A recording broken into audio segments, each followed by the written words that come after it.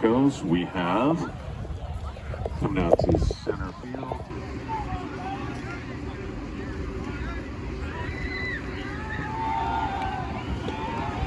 And off up the middle and in for the stop coming in from the edge.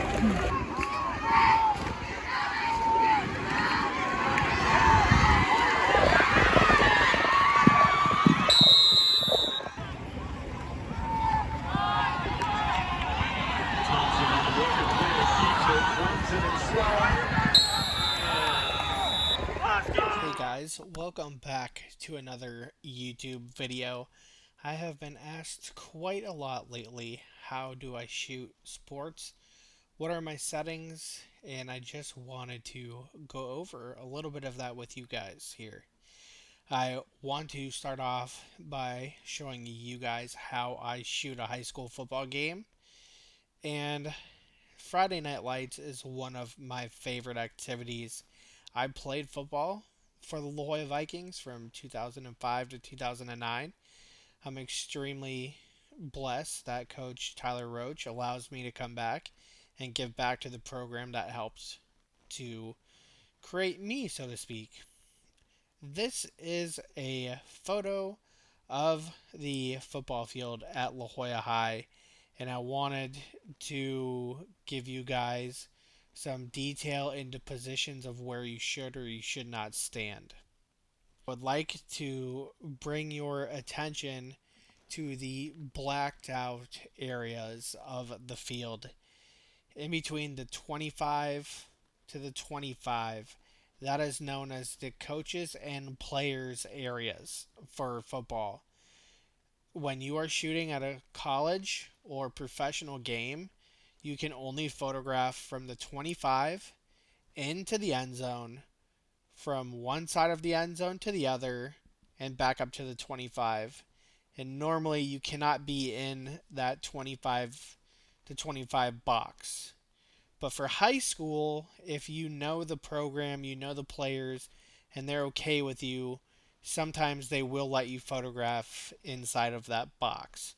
But normally, when you're photographing high-level football, you are not allowed in that player box, and it is extremely frowned upon to photograph players while in that box during a high-level sporting event.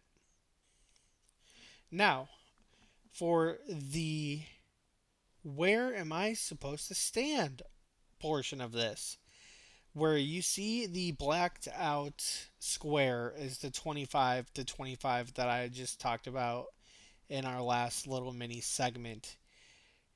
As you can see on the opposite side here, that little box has little dots or little lines, and those lines are actually there on the field. You as a photographer are not allowed to be in between those dashes and the side of the actual side of the field. So you need to be outside of that dash, in between the dash to the track. The reason being is that is the room for the officials to run up and down the field.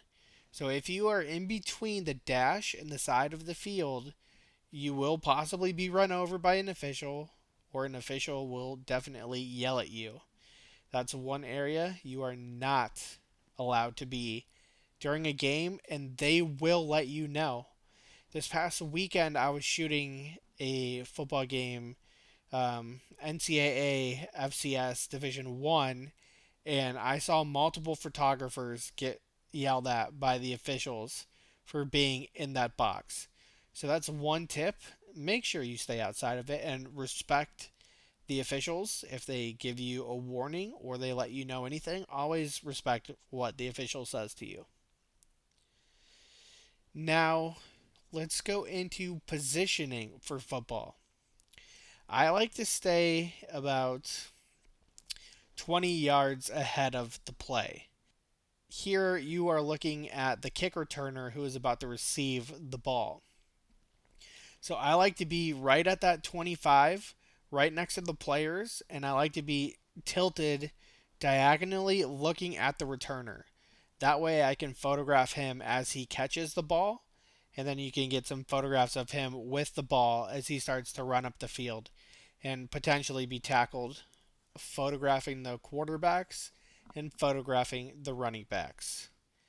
At the beginning of the game, that is your best opportunity to get photos of the quarterback throwing or handing it off to the running back. Normally, because those games are when you have the most sunlight available for high school. So I like to be literally maybe 10 yards behind the line of scrimmage just so that I can get those plays. Again, this is keeping in mind the box where all of the players are. As the football is close to them, I like to give them space and then get whatever shots I can at the beginning of the game. Before every single game, I watch the warm ups to see which hand the quarterback throws with. Because if he's a righty, you want to be on the right side of the field to get that throwing action. Or if he's a lefty, you want to be on the left side of the field to get his throwing action. And then, as the ball moves up and down the field, it really depends on what action you are trying to photograph. Are you trying to photograph the runners, the running backs? Are you trying to photograph catches? Are you trying to photograph the offensive line? Are you trying to photograph the quarterback? Or are you trying to photograph the defense? Normally, photographers will station themselves 15 to 25 yards in front of the play. And again, this all depends on what type of photography equipment you have.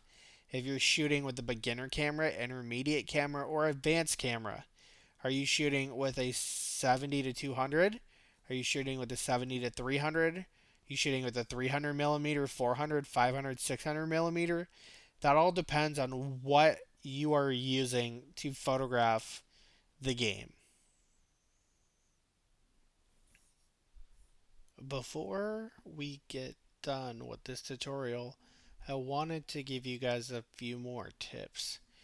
One of the best times to photograph wide receivers, running backs, tight ends is during your pregame warm up session.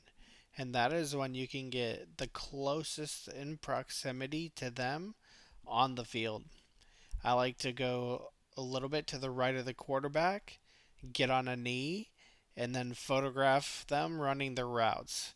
That is the best time to get catches, clear faces, and to photograph players who might not normally play. Now, you got to remember, most of you will be shooting these games on Friday nights, and the lighting may not be what you want.